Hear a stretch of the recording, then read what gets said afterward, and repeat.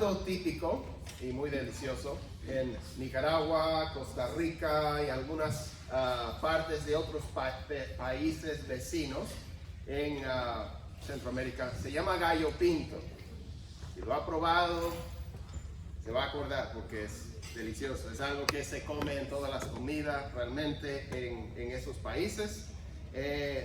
Uno vería el plato y diría, es arroz y frijoles. Pero no es arroz y frijoles, es gallo pinto, es otra cosa. Se prepara de manera que el arroz ya no se sabe a arroz, sino a frijol también. Y el frijol ya no sabe a frijol solamente, sabe a arroz. Es un solo nuevo sabor que se conoce como gallo pinto. Y en algunos lugares le dicen casamiento, según entiendo, ya que se casan los dos sabores y vienen a ser un sabor nuevo. Así como en el matrimonio, por ejemplo, Dios dice que los dos serán una sola carne y que ya no son más dos, sino uno, una sola carne. Y lo mismo hizo Dios en Cristo a su pueblo de la antigüedad, los judíos, y a todas las demás naciones, los gentiles, los no judíos.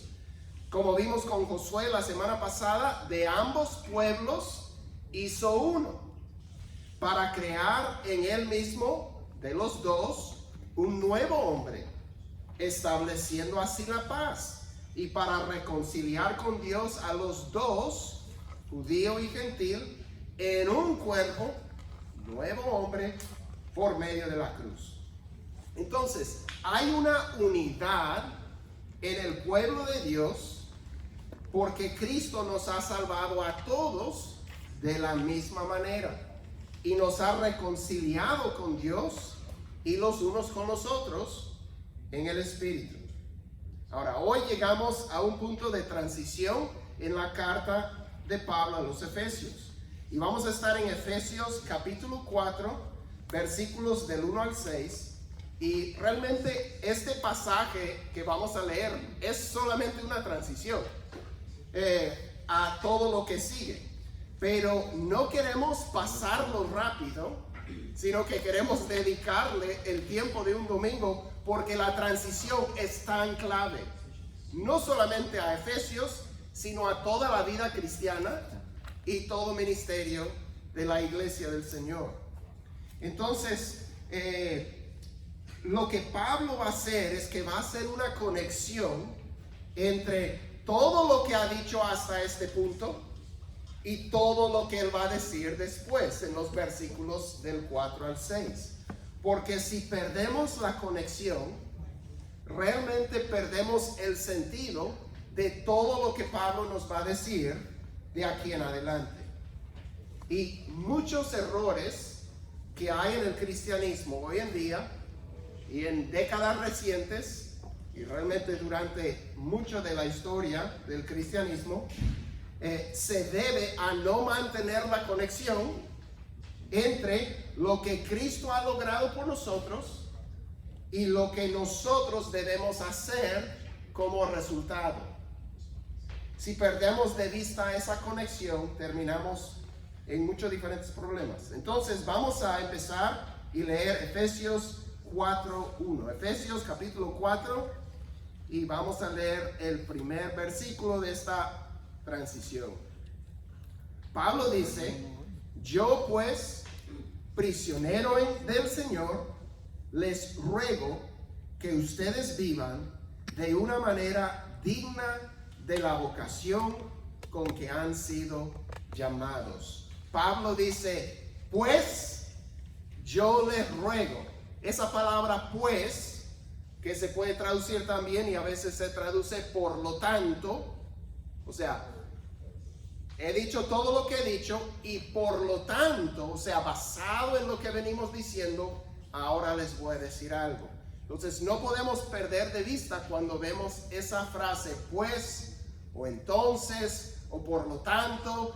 Tenemos que siempre volver los ojos arriba y ver, o sea, Por lo tanto, ¿qué? O sea, ¿qué? ¿Basado en qué? Entonces, eso es lo que Pablo va a hacer aquí. Es la misma frase, por ejemplo, que ocurre en Romanos 12:1, donde él dice: por tanto, hermanos, les ruego por las misericordias de Dios. O sea, todo lo que viene diciendo de Romanos 1-11, ahora él nos va a decir cómo vivir basado en lo que nos ha dicho. Les digo, es clave captar la conexión. Porque con esta palabra Pablo conecta todo lo que va a decir con lo que ha dicho. Pablo, recordemos lo que hemos visto semanas anteriores. No solamente el gallo pinto delicioso que preparó Dios entre el pueblo judío y el pueblo gentil, un nuevo hombre sabroso, con un nuevo sabor que se conoce como la iglesia del Señor Jesucristo. Hay judíos, hay gentiles, hay argentinos, guatemaltecos, hay chinos, hay africanos, personas de Europa. Es un rico nuevo sabor, porque es un solo y nuevo sabor. Pero también Dios nos ha Pablo y Dios a través de Pablo nos ha recalcado que desde antes de la fundación del mundo, Él nos escogió a multitudes de todas las naciones para ser sus hijos, y que Cristo vino y pagó el precio de nuestro rescate y nos reconcilió con Dios.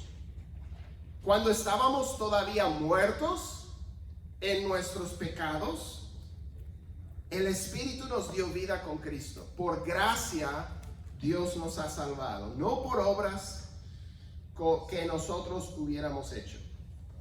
Entonces, si Dios nos salvó por gracia, no basado en nada que nosotros hayamos hecho, quiere decir que toda nuestra obediencia a Dios de ahora en adelante es una respuesta a lo que Él ya hizo en Cristo y en nosotros.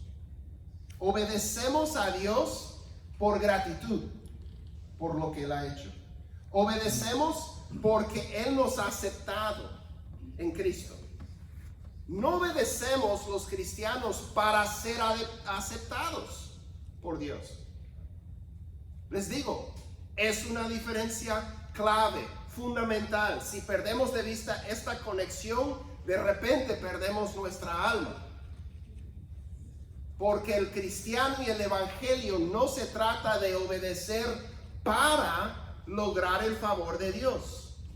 Se basa en obedecer porque Cristo logró y ganó el favor de Dios para nosotros. Es una diferencia fundamental. No obedecemos para ser salvos. Obedecemos porque hemos sido salvos. Dice, por ejemplo, Juan, en primera de Juan 4:19, nosotros amamos porque Él nos amó primero. Nuestro amor, sabemos, los grandes mandamientos: amar a Dios, amar al prójimo. Amamos porque Él nos amó primero. Nuestro amor, nuestra obediencia a los grandes mandamientos de Dios se debe al hecho de que Él nos amó a nosotros primero. Romanos 3:28, estábamos estudiando Romanos esta semana con los varones y hemos visto estos versículos. Romanos 3:28, porque concluimos, escuchen, que el hombre es justificado por la fe aparte de las obras de la ley. Aparte de, no la fe más las obras. No es que tenemos que creer y obedecer a Dios para ser salvos. No, somos salvos por creer aparte de obedecer a Dios. No estamos diciendo que no debemos obedecer. Pablo va a pasar la mitad de la carta hablando de que tenemos que obedecer, pero ¿por qué obedecemos? Hace toda la diferencia. Nuestra justificación ante Dios es por la fe aparte de las obras. Las obras no son parte de de la ecuación, de la fórmula de nuestra salvación. Es solamente la fe. Cristo lo hizo todo. Romanos 4:5, Pablo dice, pero al que no obra o no trabaja, pero cree en aquel que justifica al impío. Dios no justifica al obediente, Dios justifica al impío. Su fe se le cuenta por justicia. Tenemos que creer en un Dios que justifica a la persona impía. Y tenemos que captar que esa persona impía somos nosotros. Si no, no hay salvación para nosotros. No hay otro camino de salvación. Entonces nosotros tenemos como iglesia la convicción de que toda la vida cristiana debe estar centrada o arraigada en el Evangelio. Creemos en la centralidad del Evangelio. En nuestros cultos, ¿cómo escogemos los cantos? Por la letra, buscando que sean centrados en el Evangelio. Hay muchos cantos que son hermosos y que todos cantamos en casa, pero cuando nos reunimos para adorar a Dios juntos como pueblo de Dios, queremos cantar cantos que son empapados con el Evangelio, porque queremos que nuestra obediencia, queremos que toda nuestra adoración, queremos que todo lo que hacemos como iglesia esté arraigado y centrado en lo que Cristo hizo por nosotros. No queremos perder de vista la conexión. Este es el patrón que vemos en casi todas las cartas de Pablo. Ya les mencioné de Romanos 12:1 que hace lo mismo. Los otros apóstoles también arraigan los mandamientos que dan al pueblo de Dios en la maravillosa gracia que Dios ya les ha mostrado. Jesús también nos enseña a llamar a Dios Padre. Por la fe viene a ser nuestro Padre y por lo tanto le obedecemos. No le obedecemos para que venga a ser nuestro Padre. Ha venido a ser nuestro Padre y por lo tanto le obedecemos. Es muy diferente un niño que está tratando de hacer todo lo que hace para poder ganar el favor y el amor de su padre, que un hijo que sabe que tiene el favor y el amor de su padre incondicionalmente. No hay nada que él pueda hacer. No importa cuánto la riega, no puede perder el amor de su padre. Y ese niño obedece a su padre, quiere complacer a su padre porque ama a su padre. La dinámica, la experiencia de esos dos niños es completamente diferente. Uno siente un vacío tan tremendo que no lo puede llenar. Y el otro siente una llenura tan plena que casi no lo puede aguantar, porque es amado por el Padre. Por eso nosotros cantamos: eres un buen Padre, soy amado por ti, en tu casa, Dios, hay lugar para mí. O sea, hay una silla en la mesa de Dios que es tuya si tú estás en Cristo. No te la tienes que ganar, Cristo te la ganó. Es clave. Como dije, hacemos bastante daño al pueblo de Dios y a nuestros hijos cuando les obligamos a la obediencia a Dios sin centrar esa obligación en el Evangelio de la gracia de Dios. Terminamos enseñando que si obedecemos y somos buenos, Dios nos amará. Tenemos que evaluar qué es lo que les estamos enseñando a nuestros hijos. No mientas, porque Dios no ama la mentira. Dios no ama al mentiroso. Si no le decimos más nunca, ese niño aprende que si dice la verdad, Dios le va a amar. Pero si no, Dios no le ama. Y como ya mintió, por eso le estás diciendo, Dios no lo ama. Tenemos que tener intencionalidad de hacer explícito el Evangelio en nuestra enseñanza en nuestra crianza. Porque la verdad es que si no, terminamos formando familias, hogares, iglesias legalistas, donde creemos que somos aceptados por Dios por lo buenos que somos, porque hacemos las cosas que Dios manda, y empezamos a tener un farisaísmo, donde como los fariseos menospreciamos a los que no son tan obedientes como nosotros. Tiende al orgullo espiritual.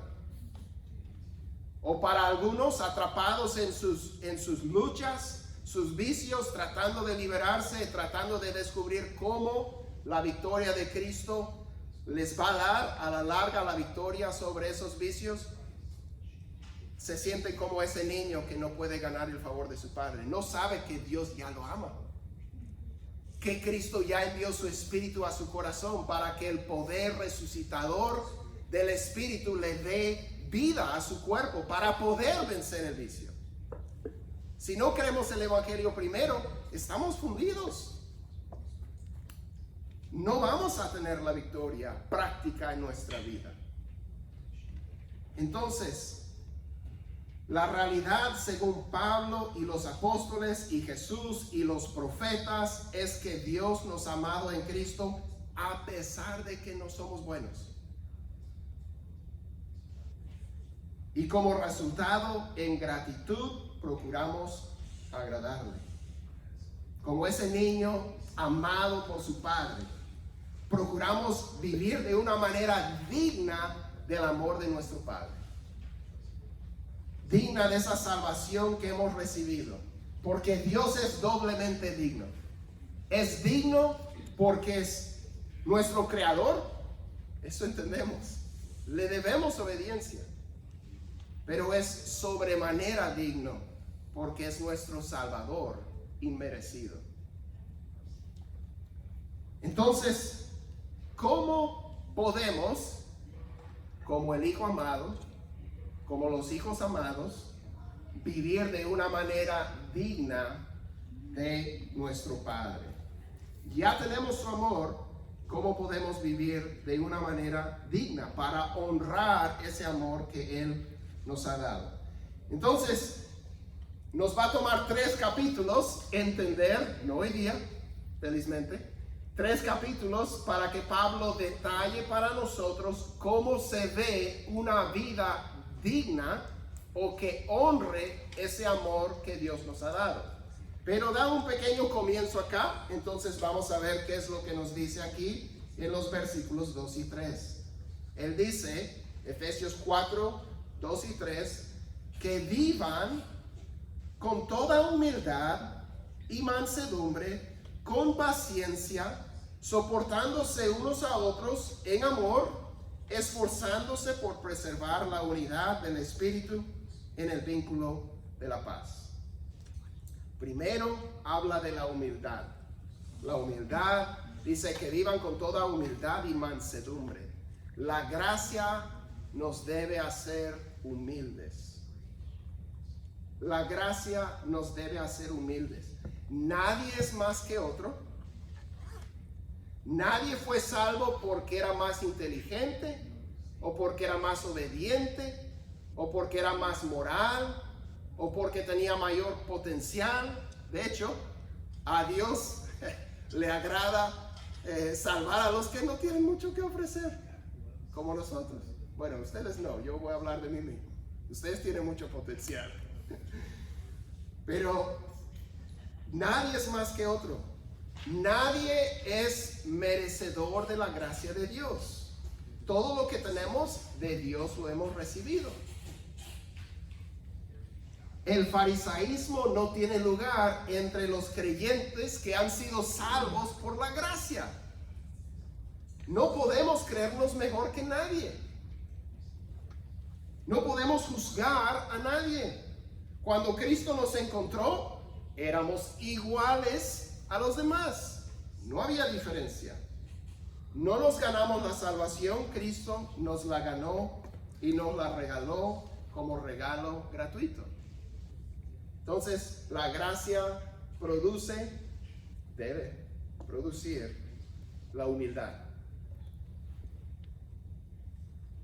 Segundo, menciona que debemos vivir con paciencia, soportándonos unos a otros en amor. Soportándose implica que va a haber diferencias de opinión, diferencias de perspectiva, diferencias de carácter, diferencias de costumbre. Va a haber desacuerdo. Y no somos llamados a ser como todos iguales, como decimos en inglés, cookie cutter, como la cosa que corta las galletas para que todos salgan igualitas. No, somos muy variados, y eso es lo que vamos a ver cuando seguimos este pasaje la próxima semana. A cada uno de nosotros Dios hasta nos ha dado diferentes dones. Funcionamos en el Espíritu de manera diferente. Entonces dice que vamos a tener que honrar a nuestro Padre, que nos ha salvado a todos por gracia, no por mérito, y que nos ha dado diferentes dones y que nos ha hecho diferentes por diseño, que vamos a necesitar buena medida de paciencia para poder soportarnos los unos a los otros en amor. En amor. Ahora, los demás no pueden ver el amor que hay en nuestro corazón. A veces cuando hablamos de la paciencia, del amor, podemos ser muy teóricos y decir que debemos sentir amor y paciencia. Y es fácil cuando no hay nadie más en la casa, uno puede sentir eso. Pero cuando empezamos a rozarnos con otros seres creyentes, otros pecadores, salvos por gracia, ahí sí vamos a necesitar paciencia. Y ahí es donde se va a ver, Pablo nos está llamando, y vamos a ver en estos capítulos, está llamando a una paciencia práctica, a soportarnos en amor, a poder tolerar y aguantar y soportar nuestras diferencias y nuestros desacuerdos y todo lo demás.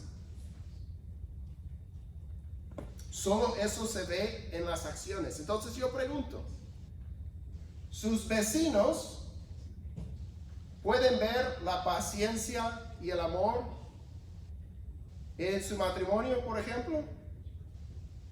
¿Sus hijos ven el amor y la paciencia en su relación de pareja? Ahí es donde se ve. A ese tipo de amor nos está llamando Pablo, a ese tipo de paciencia.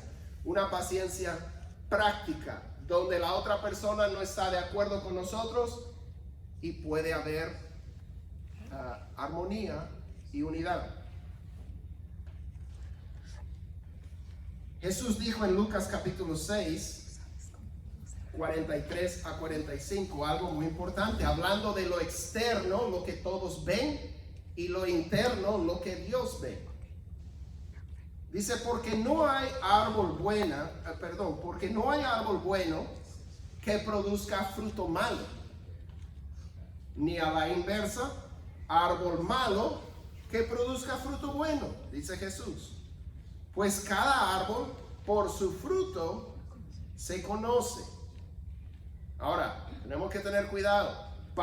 Jesús, igual, centrado en la verdad de la salvación, Él no está diciendo que tenemos que procurar pegar buen fruto en nuestras ramas para ser buen árbol.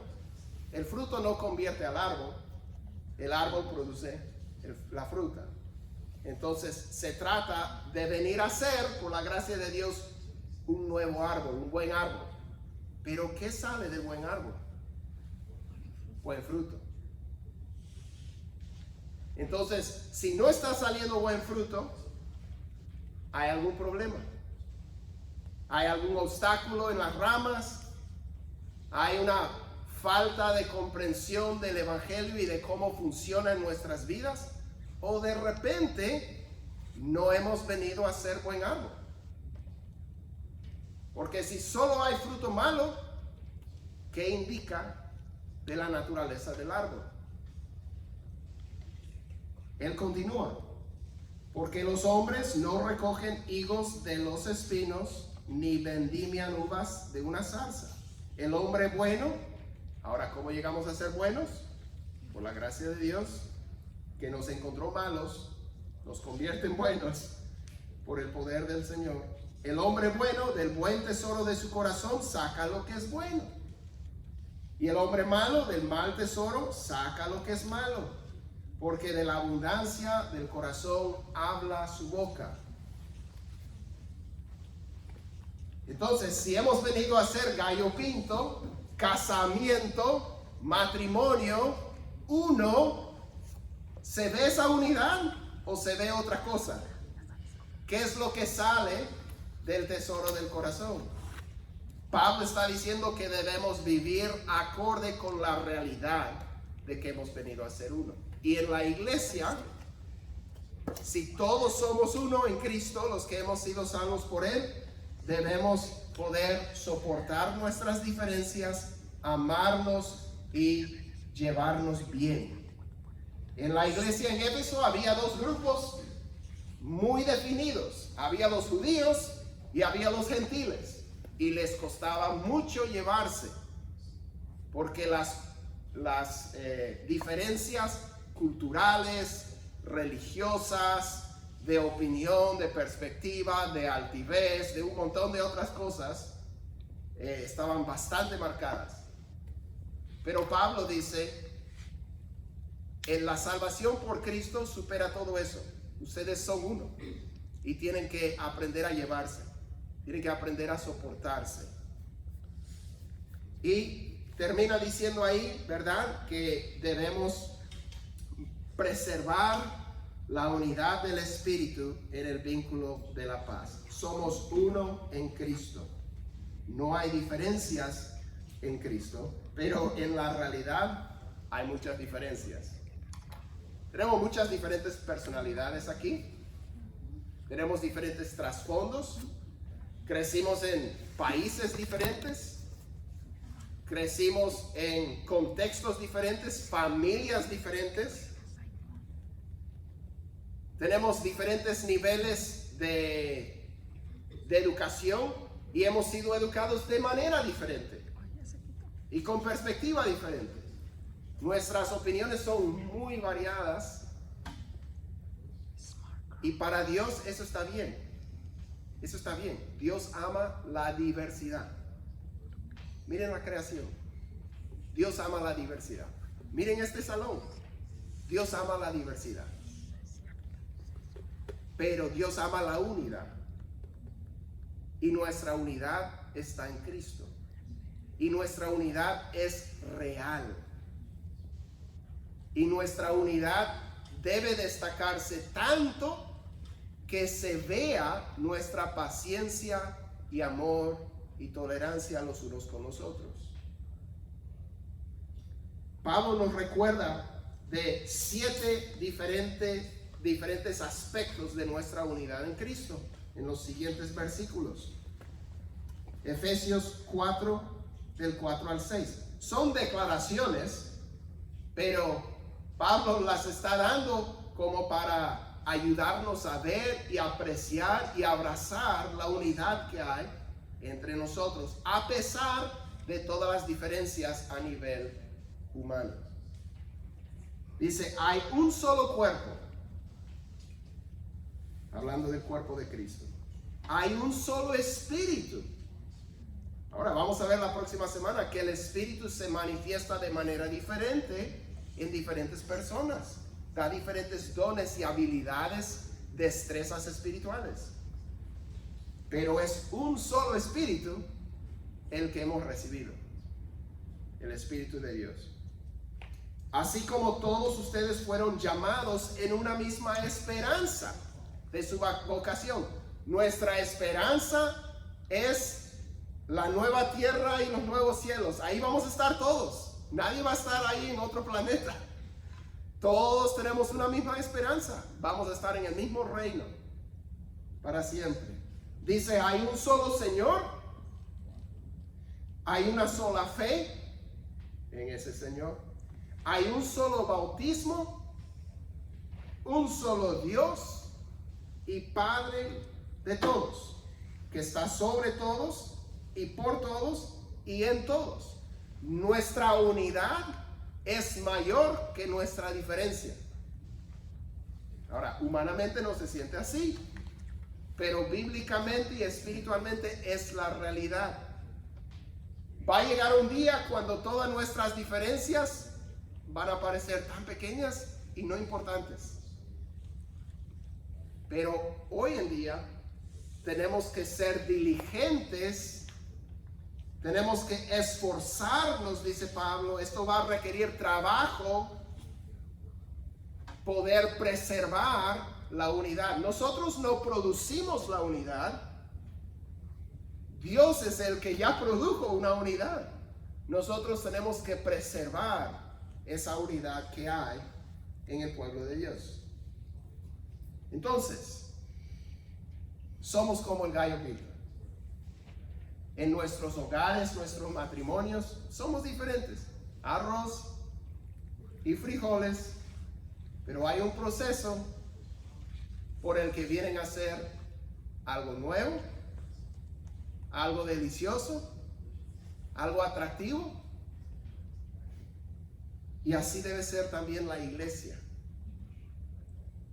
Cuando las personas a nuestro alrededor ven nuestras profundas diferencias, pero nuestra unidad mayor que nuestras diferencias, dicen, hay algo extraño aquí.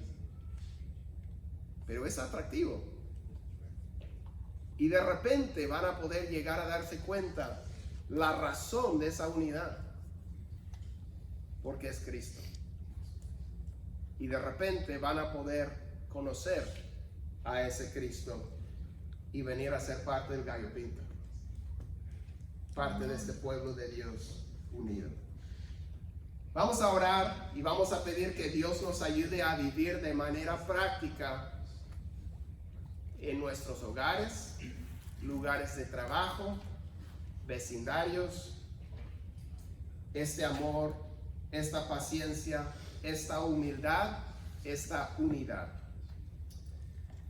Señor, gracias te damos porque eres tan bueno. Gracias por todo lo que nos has dado en Cristo. Gracias porque te obedecemos porque nos has amado. No tenemos que obedecer para ser amados por ti.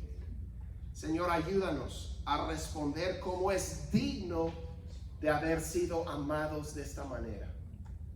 Señor, no estamos diciendo que la obediencia no importa, la santidad no importa, importa mucho. Pero entender el por qué es lo que nos va a guardar, Señor, de muchos errores. Nosotros obedecemos y amamos porque tú nos amaste primero y porque nos amas. Gracias, Señor. Ayúdanos a ser una iglesia, un pueblo, familias centrados en el Evangelio. En el nombre de Jesús. Amén.